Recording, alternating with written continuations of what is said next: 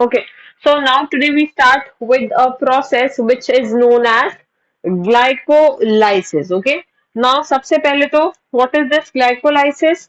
Glycolysis में सबसे पहले what is the site of occurrence of glycolysis? Glycolysis कहाँ पे होता है आपका? Glycolysis it actually occurs in the cytoplasm. ठीक है, सबसे अगर चलो उसको हम डिफाइन करते हैं, it is actually the process of partial oxidation of glucose. So it is, how do you define it actually? It is partial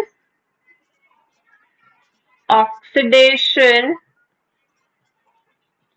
of glucose, partial oxidation of glucose into two molecules of pyruvic acid, into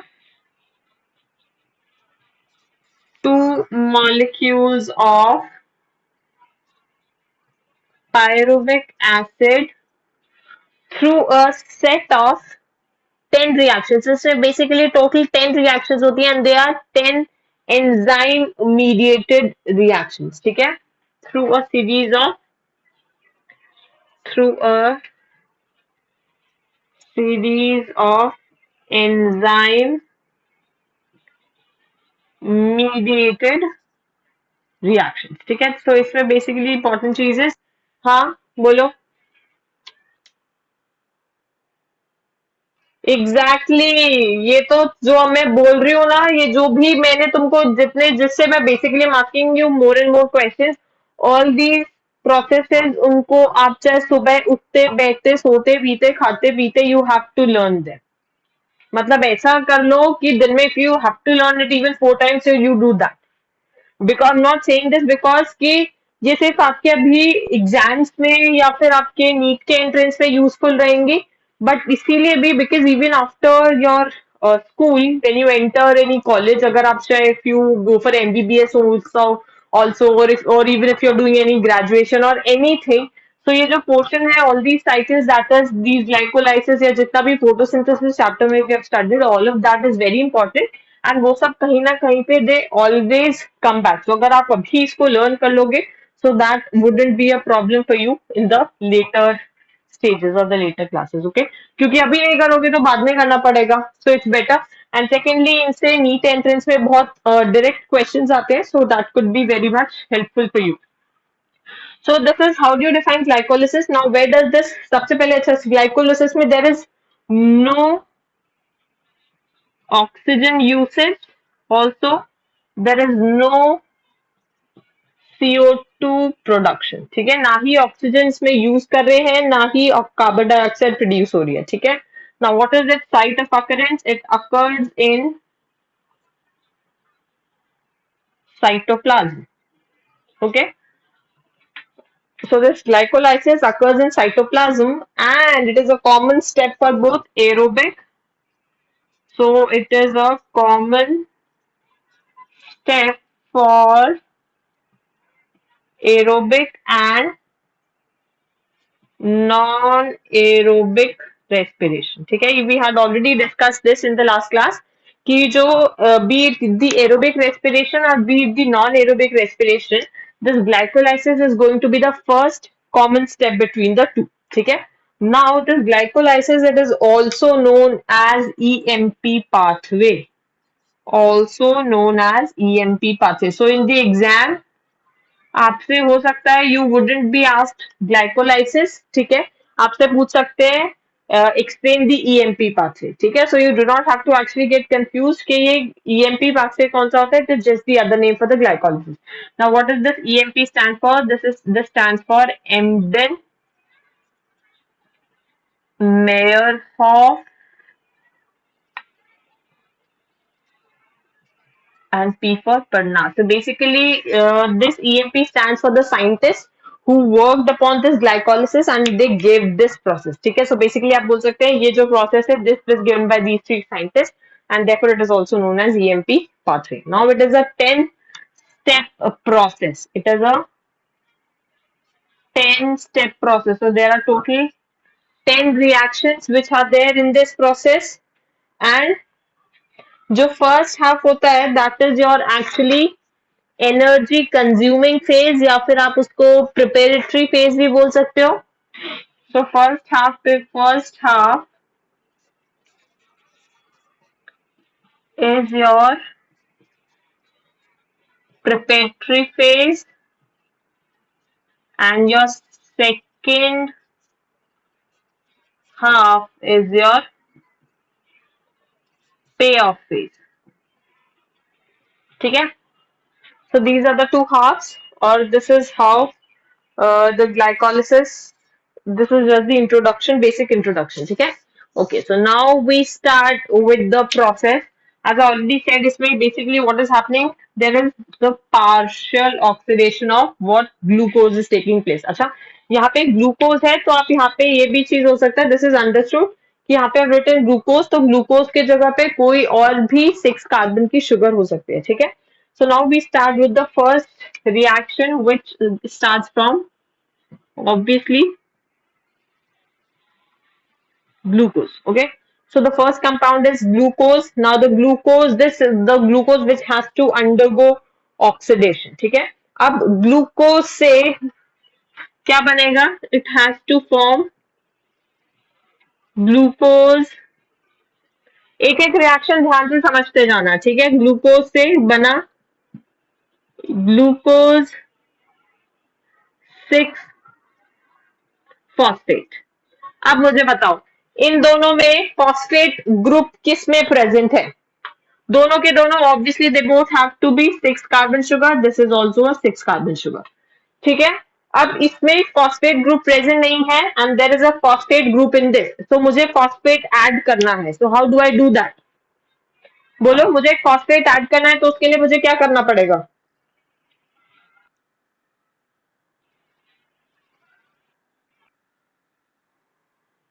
क्या बोल रहे हो? अरे इसमें glucose है, इसमें there is no phosphate right, and इसमें there is a phosphate. So basically I need to add a phosphate, तभी तो ये फॉस्फेट आएगा. So I am asking from where do I add that phosphate? बताओ. अब मैं यहाँ पे क्या लिखूं कि यहाँ पे दिस, क्या लिखूं? What do I right here? यहाँ पे क्या लिखूं बोलो? एटीपी. यहाँ पे एटीपी आएगा या एडीपी आएगा? Exactly. So this is ATP and this is your ADP. बात समझ में आ रही है? तो ये जो एटीपी है that is your adenosine triphosphate. इस एटीपी ने अपना एक फॉस्फेट किसको दे दिया? अपना एक इनऑर्गेनिक फॉस्फेट रिलीज किया and it give that inorganic phosphate to glucose. So that जो नेक्स्ट कंपाउंड बना it came out to be glucose 6 phosphate. So what does this 6 phosphate mean?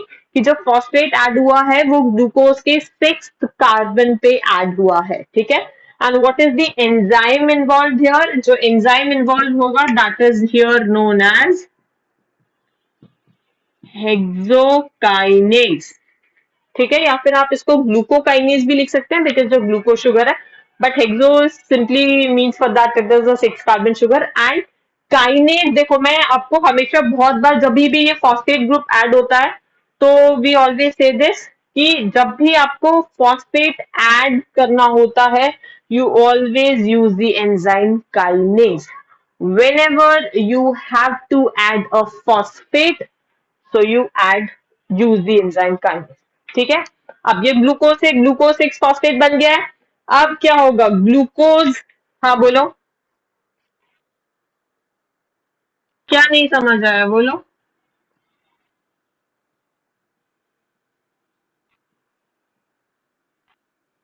अरे एटीपी में कितने फॉस्फेट्स हैं?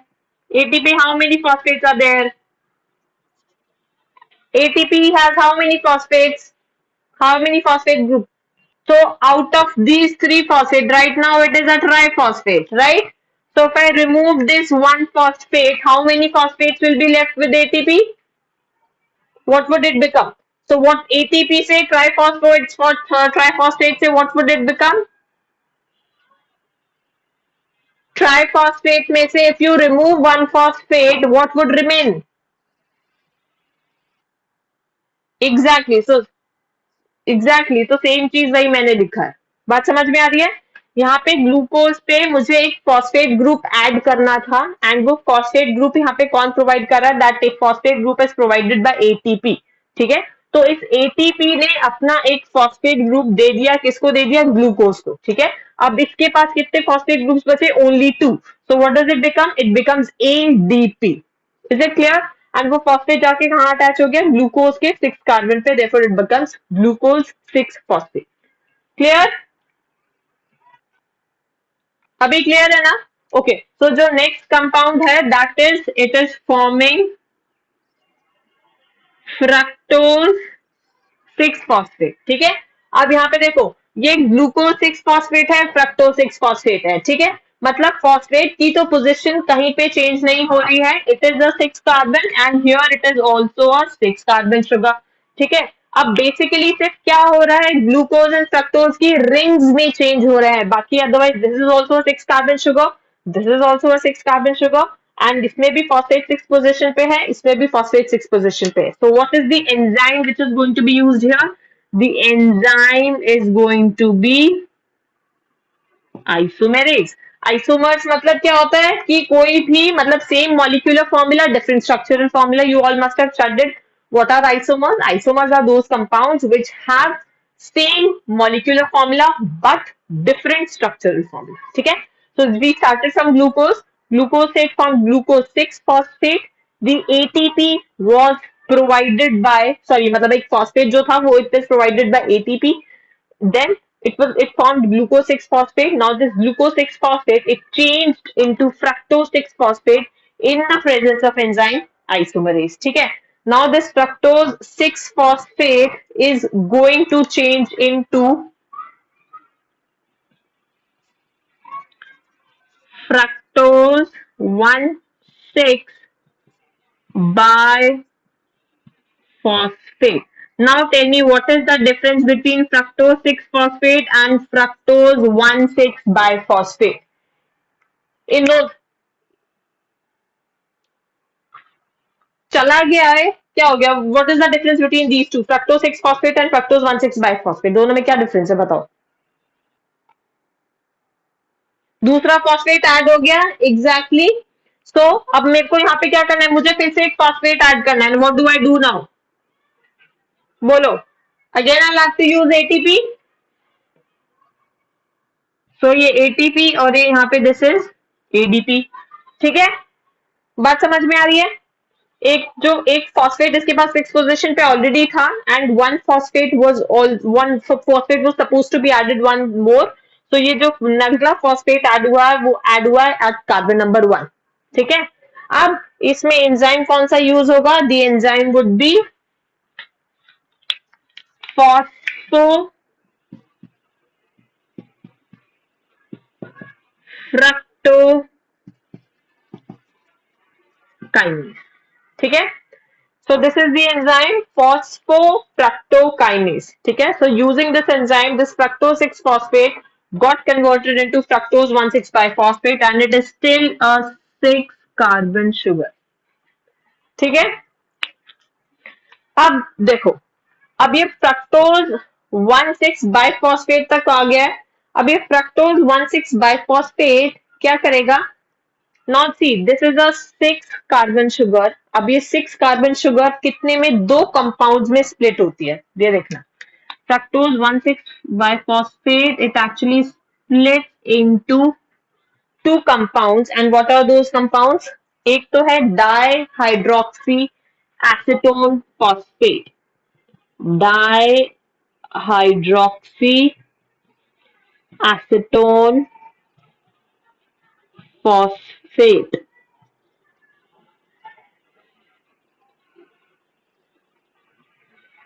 डाइहाइड्रोक्सी एसीटोन फॉस्फेट एंड दूसरा compound क्या बनेगा, ग्लिसरैल्डिहाइड 3 phosphate, ग्लिसरैल्डिहाइड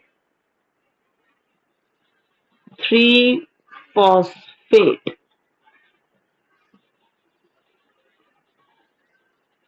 अब देखो ये 6 कार्बन शुगर है और ये जो दोनों है दे आर 3 कार्बन शुगर। ठीक है, ये दोनों के दोनों 3 कार्बन शुगर्स है एंड एक इंटरेस्टिंग चीज इसमें क्या है, that This dihydroxyacetone phosphate and glyceraldehyde 3-phosphate, they are actually isomers of each other. So in ये क्या होते हैं? They are actually interconvertible. मतलब अगर फ्रक्टोज 1,6 फॉस्फेट जब स्प्लिट होगा, इट विल स्प्लिट इनटू, अगर डाइहाइड्रोक्सी एसीटोन फॉस्फेट में चेंज होता है तो it will immediately change into glyceraldehyde 3 phosphate, और if it changes into glyceraldehyde 3 phosphate, it changes into dihydroxy acetone 3 phosphate, dihydroxy acetone phosphate. So basically ये दोनों क्या है? एक तो सबसे पहले they are isomers of each other and this is a reversible reaction. ठीक है, मतलब ये से ये भी बनेगा और इस वाले से ये भी बनेगा. ठीक है. अच्छा, फ्रक्टोज 1,6 बाइफॉस्फेट जब इनमें स्प्लिट होगा तो कौन सा एंजाइम यूज होगा? The enzyme used will be aldolase. ठीक है, यहाँ पे जो एंजाइम यूज होगा that is going to be aldolase. ठीक है. अब क्या होगा? अच्छा, इसमें पहले हम, इसमें ये भी आइसोमर्स है तो आइसोमर्स के लिए कौन सा एंजाइम यूज होगा? इसमें आप एंजाइम लिखोगे ट्रायोज फॉस्फेट आइसोमरेज, या फिर सिंपली आप सिर्फ आइसोमरेज भी लिख सकते हो तो भी चलेगा. ठीक है. अच्छा, अब ये देखो, यहां तक ये जो फर्स्ट हाफ मैंने ड्रॉ किया है, इतना जितना मैंने ड्रॉ किया है, दिस इज योर, मैंने आपको बोला था कि जो फर्स्ट हाफ होता है it is actually the preparatory phase. So what do you call this stage till here? Starting from the glucose. ठीक है, ग्लूकोज से लेके पूरा कहां तक? आपका ये ग्लिसरॉल्डिहाइड 3 फॉस्फेट से ये पूरा फेज आपका क्या है? This is your preparatory phase.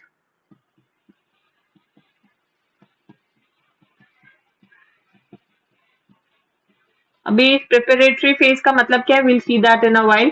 ठीक है. अच्छा, अब मुझे इसमें बताओ कि कहीं पे आपने एटीपी प्रोड्यूस किया है या सिर्फ आपने एटीपी कंज्यूम किया है? अच्छा, पहले उससे पहले you guys firstly take a screenshot and then I will rub this side so that एक कंपैरिजन बना रहेगा कि what is happening in the glycolysis process. Firstly quickly take a screenshot of this.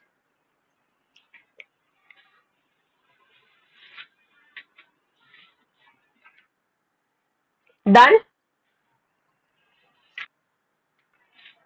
Everyone ना? बोलो.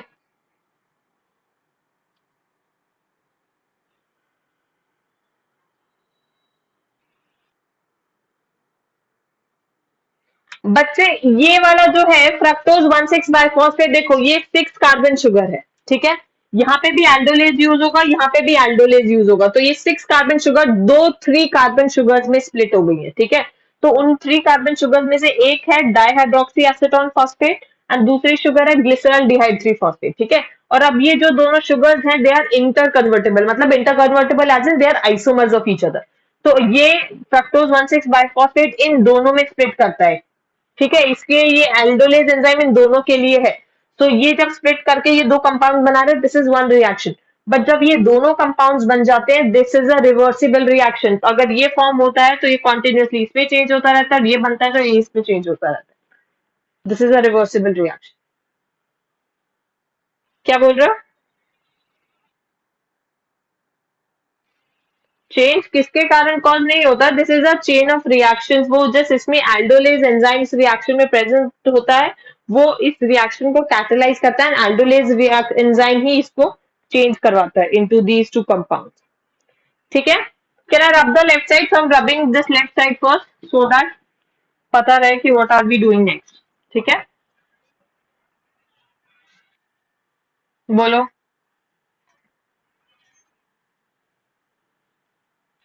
Kinase जब आपको phosphate add करना होता है,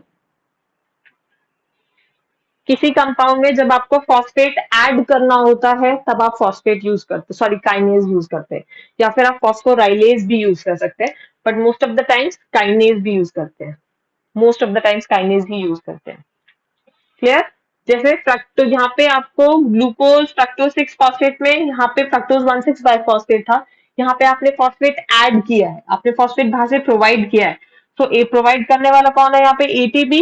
ठीक है, so you are providing the phosphate by this ATP, so you are using the enzyme kinase. ठीक है, and fructo means because it is a fructose sugar, so the enzyme is fructokinase. ठीक है, okay, so this was your first half. अब देखना, अब मैं क्या है, इन दोनों को सेपरेट, इन दोनों की सेपरेट रिएक्शंस नहीं लिखूंगी, since they both are actually interconvertible, तो अब जो भी मैं कंपाउंड्स लिखूंगी आई मल्टीप्लाई देम विद 2. बात समझ में आ रही है? Why will I multiply with them with 2? Because same, इसके लिए भी सेम प्रोडक्ट बनेगा एंड इसके लिए भी सेम प्रोडक्ट बनेगा, so instead of writing each product 2 times I just write them into 2 multiplied by 2. ठीक है, सो अब देखो ये यहाँ इसी के आगे कंटिन्यू हो रहा है. सो ग्लिसरैल्डिहाइड 3 फॉस्फेट से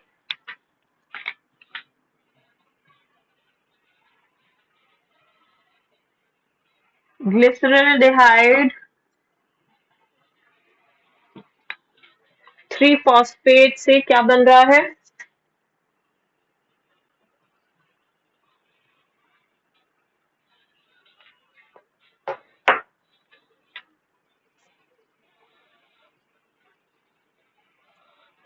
So now this glyceraldehyde 3-phosphate, it changes into 1,3-biphosphoglycerate. 1,3-biphosphoglycerate. ठीक है, glyceraldehyde 3-phosphate, it changes into 1,3-biphosphoglycerate. ठीक है, now this is a what do you call it? This is a reduction reaction. इसमें reducing agent आपका कौन होगा? The reducing agent is going to be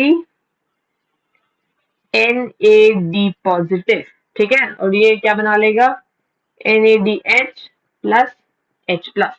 ठीक है, तो रिडक्शन रिएक्शन है, तो यहाँ पे अच्छा एक और चीज कि यहाँ पे आपका फॉस्फेट भी ऐड हो रहा है, यहाँ पे एक इनऑर्गेनिक फॉस्फेट भी ऐड होएगा आपका, क्योंकि ग्लिसरैल्डिहाइड 3 फॉस्फेट में यहाँ पे सिर्फ एक ही फॉस्फेट है और यहाँ पे 2 फॉस्फेट है. लेकिन जो चीज यहाँ पे याद रखने की है, यहाँ पे एटीपी जो है, एटीपी फॉस्फेट प्रोवाइड नहीं करेगा. ठीक है, ATP won't be providing its phosphate, cell will directly use the phosphate. ठीक है, अच्छा इसमें एक और चीज क्या होगी कि आपका यहाँ पे एंजाइम जो यूज होगा that is going to be dehydrogenase. So the enzyme is going to be dehydrogenase. ठीक है, सो दिस इज अच्छा अब ये चीज याद रखनी है कि यहां से यहां तक आपने ये जो रिएक्शंस पढ़ी हैं, they all are single step reaction, मतलब दे आर नॉट रिवर्सिबल. सिर्फ ये वाली को छोड़ दो तो ये बाकी जितनी भी रिएक्शंस थे दे वर अ सिंगल स्टेप रिएक्शन. ठीक है, but now this reaction is a reversible reaction. ठीक है, अब क्या हो रहा है कि 1,3-biphosphoglycerate से ये किस में चेंज हो रहा है? This is changing into 3-phosphoglycerate. 3-phosphoglycerate. ठीक है, now it changes into 3-phosphoglycerate. अब 3-phosphoglycerate, now you can see कि इस 3-phosphoglycerate में what is happening, यहाँ पे अब बताओ यहाँ पे फॉस्फेट ऐड हुआ है या फॉस्फेट रिमूव हुआ है?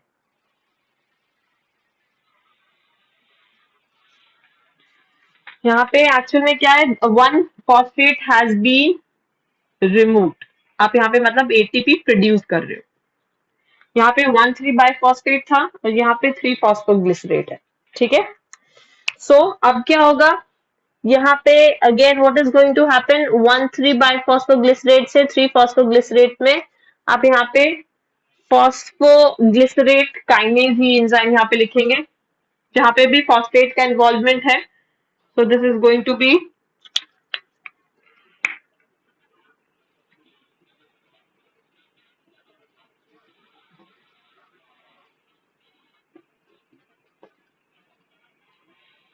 ठीक है, सो यहाँ पे 1,3-biphosphoglycerate से इट हैज फॉर्म 3-phosphoglycerate. अब 3-phosphoglycerate से what is it going to form? It is going to form 2-phosphoglycerate. So 3-phosphoglycerate say it changes into 2-phosphoglycerate. Now it is still a reversible reaction. So it changes into 2-phosphoglycerate. ठीक है, अब 3-phosphoglycerate से 2-phosphoglycerate का enzyme कौन सा होगा? phosphoglycerate mutase. So I'll simply write down it here as mutase. अगर आप एंजाइम सिर्फ म्यूटेज भी लिखोगे तो भी it would work, there is no problem in that. ठीक है, इसके बाद अब 2-phosphoglycerate से it changes into phosphoenol pyruvate. Now it changes into phosphoenol pyruvate. ठीक है, now it changes into phosphoenol pyruvate. अब यहाँ पे क्या होगा? यहाँ पे एंजाइम तो जो यूज होगा that will be enolase, but यहाँ पे आपका वाटर का एक मॉलिक्यूल बाहर निकल जाएगा. ठीक है, सो इसमें एंजाइम आप लिखेंगे, what will be the enzyme? The enzyme use will be enolase. ठीक है, इनोलेज. नाउ अब जो लास्ट रिएक्शन है दैट इज फॉस्फोइनॉल पाइरुवेट से क्या बनेगा? इट इज फॉर्मिंग पाइरुवेट, और you can also call it as pyruvic acid. अब जो चीज यहाँ पे ध्यान देने की है, यू हैव टू सी कि इस वाले सेकेंड फेज में all the reactions they are reversible reaction, but ये जो लास्ट रिएक्शन है this is not reversible, this is a single step reaction. ठीक है, so phosphoenol pyruvate is changing into pyruvate, and इसमें क्या हो रहा है? इसमें again there is formation of ATP. So you are again forming ATP here, ADP and ATP. ठीक है, and the enzyme is going to be pyruvate kinase.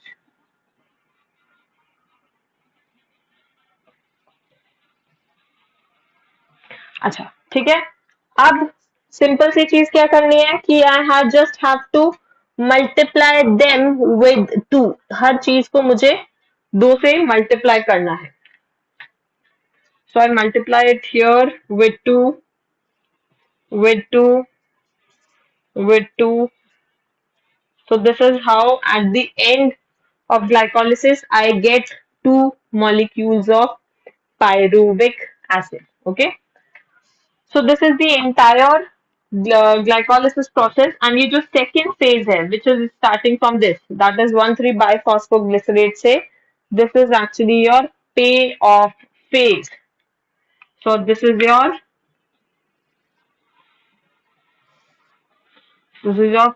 payoff phase. ठीक है, payoff phase है.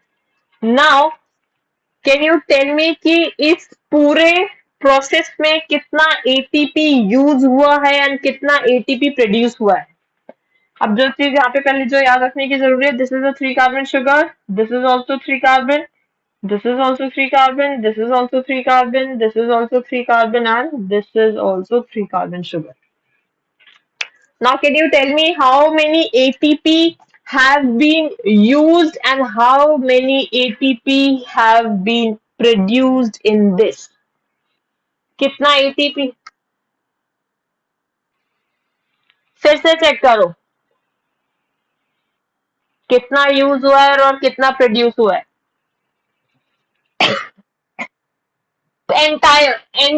entire process, पूरे entire process में.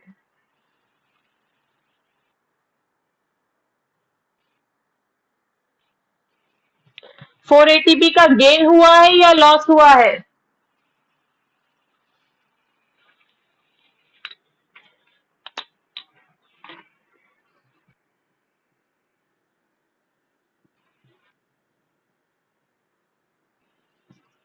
कितना ATP का gain हुआ है और कितने एटीपी का लॉस हुआ है? बताओ.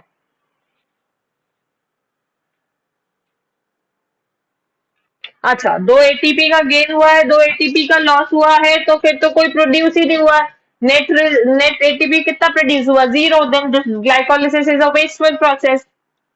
But this is not a wasteful process. फिर से कैलकुलेशन चेक करो, you guys are missing the calculation, फिर से कैलकुलेट करो।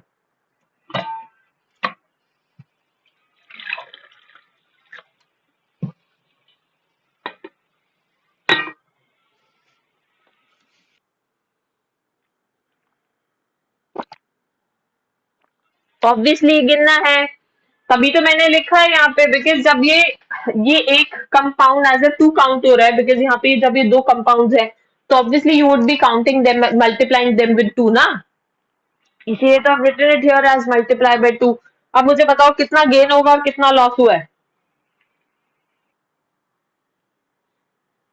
ठीक है, तो total ATP gain is 4 and total ATP loss is 2। तो नेट गेन इन एटीपी कितना हुआ, नेट गेन कितना हुआ एटीपी का, एग्जैक्टली exactly। ठीक है, ये तो एटीपी का हो गया। एंड कितना एनएडीएच प्रोड्यूस हुआ, कितना एनएडीएच2 प्रोड्यूस हुआ। हाँ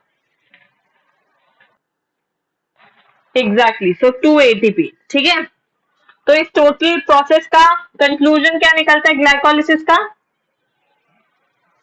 कि एक ग्लाइकोलिसिस की साइकिल में there is total net, I am using the word net gain, okay, so there is a net gain of 2 ATP molecules and 2 molecules of NADH2 are produce. ठीक है, अब आपको एक चीज जो समझने की है यहाँ पे वो ये है कि जो आप आगे NADH, अभी यहाँ पे you are studying NADH and बाद में यू विल स्टडी FADH2, जब अब आप इलेक्ट्रॉन ट्रांसपोर्ट चेंज करेंगे तो you will see NADH2 and FADH2। ठीक है, तो इसका डिफरेंस आप कैसे समझोगे, suppose you have got some money in your account.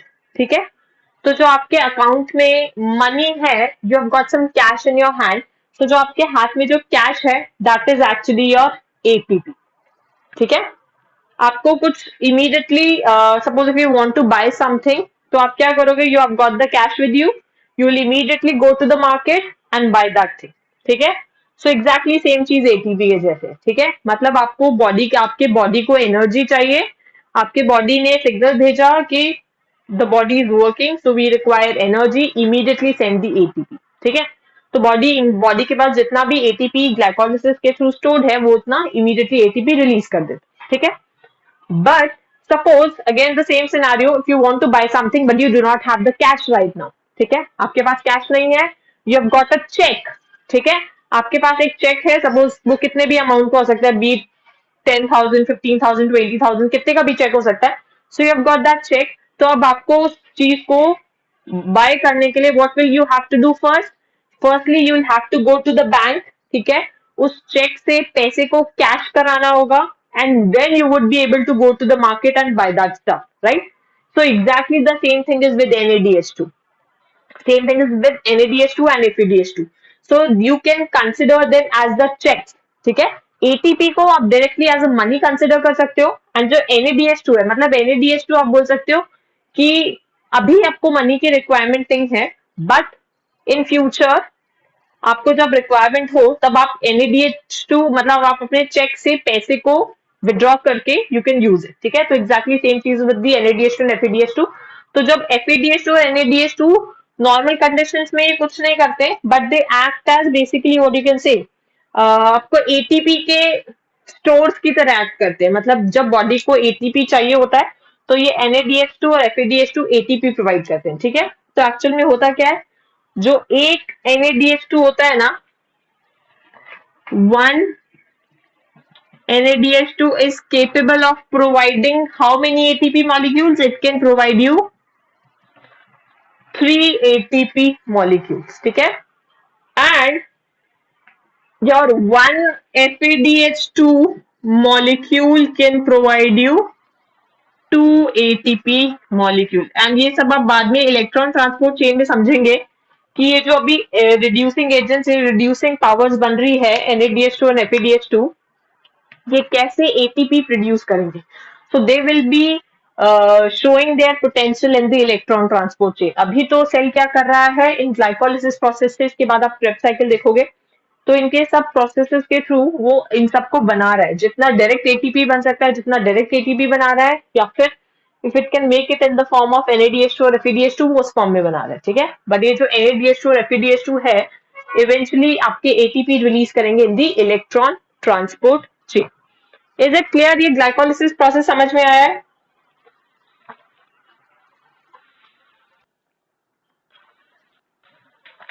I'll just give you a quick recap. So we are starting. So you can say इसमें glucose जो है वो completely oxidized नहीं हुआ है, ठीक है। It hasn't been completely oxidized. So what do we draw at the conclusion? क्या draw करते हैं? At the beginning we have one molecule of glucose, and at the end of glycolysis process we have two molecules of pyruvic acid. ठीक है? Now what is going to happen? This glucose it actually changes into glucose 6 phosphate. So your यहाँ पे आप एक यहाँ पे ATP use कर रहे हो, ठीक है। Then this glucose 6 phosphate it actually changes into another 6 carbon sugar, so which is your fructose 6 phosphate in the presence of enzyme isomerase, ठीक है।